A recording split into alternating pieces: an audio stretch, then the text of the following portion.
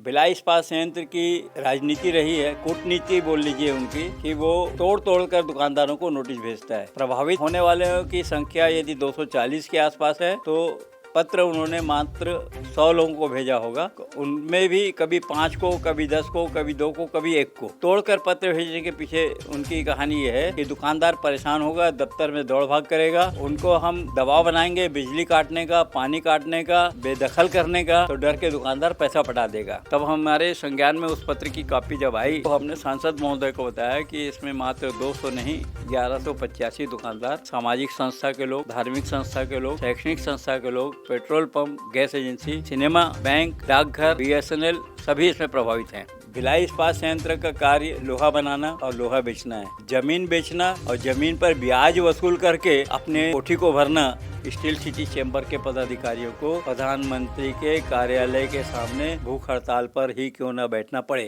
Bhilai township के civic centre, Risali, Maroda क्षेत्र के दुकानों, धार्मिक संस्थाओं, शैक्षणिक संस्थाओं के जो लीज रिन्यूअल का जो मामला है एक बार फिर से गरमा रहा है। आइए जानते हैं क्या मामला है और ये कब का मामला है। इस विषय पर बीते दिनों सांसद विजय बघेल ने BSP और केंद्र सरकार को भी पत्र लिखा था। पत्र में उन्होंने कहा था कि BSP प्रबंधन जो है भिलाई वासियों को गुमराह कर रहा है। आइए जानते हैं संक्षिप्त में। हमारे साथ इस वक्त ज्ञानचंद जैन जी हैं जो Bhilai steel city chamber of commerce के अध्यक्ष हैं। सर, हमारे चैनल में आपका स्वागत है। आपको हार्दिक बधाई। जो लीज रिन्यूअल का मामला है ये क्या मामला है और कितने लंबे समय का मामला है? देखिए, 1984 में भिलाई इस्पात संयंत्र ने लीज नवीनीकरण के प्रकरण को न्यू सिविक सेंटर, रिसाली और मरोदा में टेंडर बेस जमीन का ऑक्शन करके उन्होंने किया था। इसके बाद में टाउनशिप के वो सभी दुकानदार जो लाइसेंस पर अपना व्यापार कर रहे थे, उन लोगों ने भी लाइसेंस को लीज में कन्वर्ट करने की लड़ाई लड़ी और इस लड़ाई में भिलाई इस्पात संयंत्र के अधिकारियों के साथ क्षेत्र के विधायक स्वर्गीय रवि आर्या जी ने व्यापारियों को मदद की और लाइसेंस को लीज में कन्वर्ट कराया। आज दुकानदारों के पास दुकान के अलावा निवास की व्यवस्था प्रथम तल में भिलाई इस्पात संयंत्र के द्वारा दी गई है। वर्तमान समय में न्यू सिविक सेंटर, रिसाली और आपका BSP का मरोदा मार्केट, ये 3 बाज़ार जहां पर लगभग 240 दुकानें लीज पद्धति पर भिलाई स्टील प्लांट ने ज़मीन का बाजार मूल्य लेकर आज से 40 वर्ष पूर्व शहर के उपभोक्ताओं को दिया था। 33 वर्ष के अनुबंध के बाद लीज रिन्यूअल का समय आता है और हम चाहते हैं, शहर के व्यापारी चाहते हैं कि जो अनुबंध भिलाई इस्पात संयंत्र ने हमारे साथ किया है उस अनुबंध के मुताबिक लीज रिन्यूअल भिलाई इस्पात संयंत्र को करना चाहिए। क्या है वो अनुबंध? अनुबंध में बाजार मूल्य, जिसको प्रीमियम के नाम से जाना जाता है, व्यापारियों से आवंटन के समय भिलाई इस्पात संयंत्र ने ले लिया।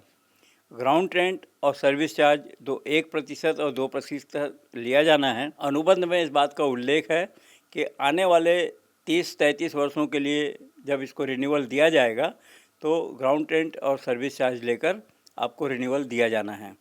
लेकिन भिलाई इस्पात संयंत्र ने 2008 340वीं बैठक भारतीय इस्पात प्राधिकरण नई दिल्ली की का उल्लेख करते हुए हम व्यापारियों पर अनावश्यक दबाव बनाते हुए इस राशि की मांग आरंभ की है जो न्याय संगत नहीं है। हमारा एक सूत्री कार्यक्रम है कि जिस ज़मीन का बाजार मूल्य भिलाई इस्पात संयंत्र ने ले लिया है, बाजार मूल्य दूसरी बार हिंदुस्तान के किसी भी कोने में नहीं लिया जाता। रिन्यूअल चार्जेस होते हैं, रिन्यूअल चार्जेस ले और इनको रिन्यू करे।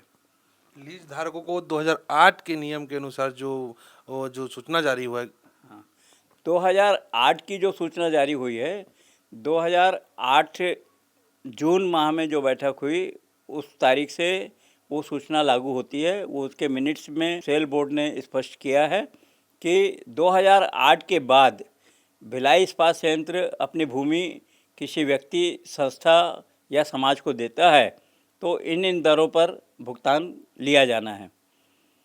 33 वर्ष जब उनके पूरे हो जाएंगे तो ज़मीन का 25% लिया जाना 2008 के बाद लागू होना है कानूनन। लेकिन भिलाई इस्पात संयंत्र ने न पत्तों को पलटा, न फाइल देखा, दुकानदारों पर थोप दिया है, सामाजिक संस्थाओं पर थोप दिया है और रोज़ नोटिस पर नोटिस भेजकर एक दबाव बनाने की कार्यशैली में काम कर रहे हैं। हमने इस संदर्भ में सांसद विजय बघेल के माध्यम से संपर्क किया। इसके पूर्व प्रेम प्रकाश पांडेय राजस्व मंत्री ने भी प्रयास किए, प्रधानमंत्री जी को भी पत्र दिए गए। इन सब पत्रों के बाद जब भिलाई स्टील प्लांट ने अपनी कार्यशैली को बदलाव नहीं किया तो सांसद महोदय के निवेदन पर, विजय बघेल जी के निवेदन पर हम लोगों ने जन सूचना अधिकार अधिनियम के तहत आवेदन लगाया और उस आवेदन में हमने भिलाई इस्पात संयंत्र और भारतीय इस्पात प्राधिकरण से जानना चाहा कि क्या 2008 की बैठक के नियम शर्तें पूर्व में जो 1961 से लेकर 2007 के मध्य आवंटित भूमि हैं उस पर लागू होते हैं। तो सेल बीएसपी ने तो जवाब नहीं दिया, गोपनीय बोलकर दबा दिया पेपर को। लेकिन भारतीय इस्पात प्राधिकरण ने के उप महाप्रबंधक मानव संसाधन ने हमारे पत्र का जवाब भेजा और उन्होंने अपने पत्र में इस बात का स्पष्ट उल्लेख किया है कि 2008 की 340वीं बैठक के रूल्स रेगुलेशन सामाजिक, धार्मिक, शैक्षणिक और व्यापारिक संस्थाओं पर लागू किए जाने का कोई उल्लेख पत्र में नहीं है। अभी जो बीएसपी प्रबंधक है वो लीज को रिन्यूअल करने के लिए क्या चार्ज मांग रहे हैं? भिलाई स्टील प्लांट ने यदि आपको ज़मीन आज से 30 वर्ष पूर्व 1000 रुपये में दी है प्रति स्क्वायर फीट, तो उस ज़मीन की कीमत आज वो 60 लाख रुपए मांग रहा है। लोग क्या चाह रहे हैं?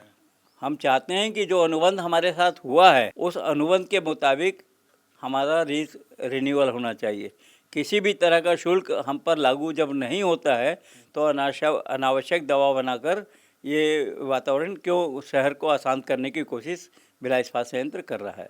तो प्रबंधन जो है अनुबंध से हटकर काम कर रहा है? बिल्कुल 100% अनुबंध के बाहर जाकर काम कर रहा है। कितने लोग प्रभावित हैं? वर्तमान में 1185 लीज धारक हैं शहर में।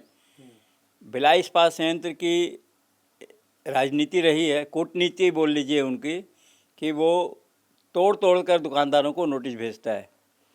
प्रभावित होने वालों की संख्या यदि 240 के आसपास है तो पत्र उन्होंने मात्र 100 लोगों को भेजा होगा।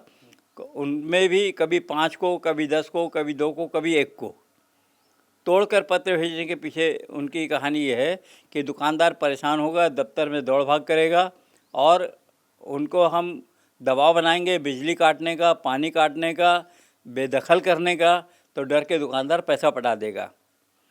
प्रबंधन आप लोगों को क्या भ्रामक जानकारी दिया जिससे सांसद नाराज हुए? सांसद महोदय को भिलाई इस्पात संयंत्र ने 2 मुद्दों पर गुमराह किया। एक, जब भिलाई इस्पात संयंत्र के अधिकारियों ने प्रधानमंत्री के पोर्टल में एक पत्र डाला और उस पत्र में उन्होंने लीज धारकों की संख्या 200 बताया, तब हमारे संज्ञान में उस पत्र की कॉपी जब आई तो हमने सांसद महोदय को बताया कि इसमें मात्र 200 नहीं 1185 दुकानदार, सामाजिक संस्था के लोग, धार्मिक संस्था के लोग, शैक्षणिक संस्था के लोग, petrol pump, gas agency, cinema, bank, डाकघर, बीएसएनएल सभी इसमें प्रभावित हैं।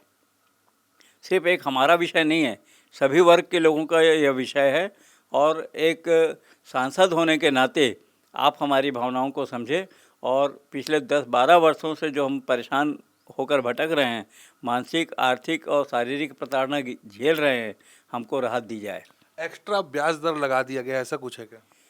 ब्याज की दरें जो लगाई गई है वो चक्रवृद्धि ब्याज है, जो उपयुक्त नहीं है हम लोगों पर। भिलाई इस्पात संयंत्र का कार्य लोहा बनाना और लोहा बेचना है।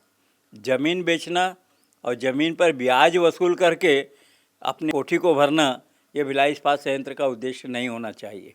एक मानवीय आधार पर हम लोगों को राहत मिलनी चाहिए और ब्याज मुक्त राशि हमसे ली जानी चाहिए जो न्याय संगत हमारे अनुबंध के मुताबिक हो। आप लोग चाह रहे हो 2008 का जो निर्णय है वो लागू हो? बिल्कुल ना, 2008 का निर्णय लागू नहीं होना चाहिए। 2008 का निर्णय तो आज 2008 की मीटिंग के बाद लागू होगा। हमको आपने 1961 से लेके 2007 के मध्य में भूमि दी है। उस भूमि का करार आपने हमारे साथ किया है अनुबंध के रूप में, जिसमें भिलाई इस्पात संयंत्र के एमडी के हस्ताक्षर हैं। उस अनुबंध की प्रतियों में जो रजिस्ट्रार डिस्ट्रिक्ट कलेक्टर के चैम्बर में या रजिस्ट्रार फार्म सोसाइटी के चैम्बर में होता है, वहाँ पर आपने अनुबंधित किया है कि जिन दरों पर हम आपको दे रहे हैं, आने वाले 30 साल के बाद इन्हीं दरों पर हम आपको रिन्यूअल देंगे। हाई कोर्ट क्या कह रहा है? हाई कोर्ट में स्थगन मिला हुआ है व्यापारियों को, कुछ प्रकरण लंबित हैं और इस संदर्भ में एक दुकानदार ने, जिसने समय सीमा पर अपने पेपर्स जमा नहीं किए, गलत जानकारियों के आधार पर वो कोर्ट चले गए, उनका एक प्रकरण निरस्त हुआ है। भिलाई इस्पात संयंत्र हर समय उसी प्रकरण को आगे रखकर हमारे ऊपर दबाव बनाता है और हम सब सामूहिक हैं, संघर्ष कर रहे हैं और अपनी समस्याओं का हल लेकर ही छोड़ेंगे, चाहे इसके लिए स्टील सिटी चैम्बर के पदाधिकारियों को प्रधानमंत्री के कार्यालय के सामने भूख हड़ताल पर ही क्यों न बैठना पड़े। जानकारियां शेष रखे जो ज्ञानचंद दे रहे हैं। सांसद महोदय को गुमराह करने वाले भिलाई इस्पात संयंत्र के उन अधिकारियों पर, प्रधानमंत्री कार्यालय को गुमराह करने वाले उन अधिकारियों पर दंडात्मक कार्रवाई होनी चाहिए। कारण जन सूचना अधिकार केंद्र शासन का लाया हुआ एक ऐसा अधिनियम है जिसमें आपको सत्यापित पत्रों में जानकारी दी जानी होती है और सत्यापित पत्रों में यदि प्रधानमंत्री कार्यालय को, क्षेत्र के सांसद को गलत जानकारी दी जाती है, अधिकारियों के खिलाफ भी पदोन्नति के साथ साथ दंडात्मक कार्रवाई भी होनी चाहिए, चाहे वो director incharge Bhilai steel plant ही क्यों ना हो। तो जैसा कि ज्ञान जी को आपने सुना, पूरा डिटेल में इन्होंने बताया, कह रहे हैं कि अगर इनकी मांगे अगर पूरी नहीं होती है तो प्रधानमंत्री कार्यालय तक ये जाएंगे और धरना भी दे सकते हैं। अब देखते हैं कि बीएसपी प्रबंधन Bhilai steel city chamber of commerce की इस बात को कितना गंभीरता से लेता है और इस पर क्या निर्णय करता है। सीजी भास्कर न्यूज़ के लिए मैं हूं गौरव तिवारी।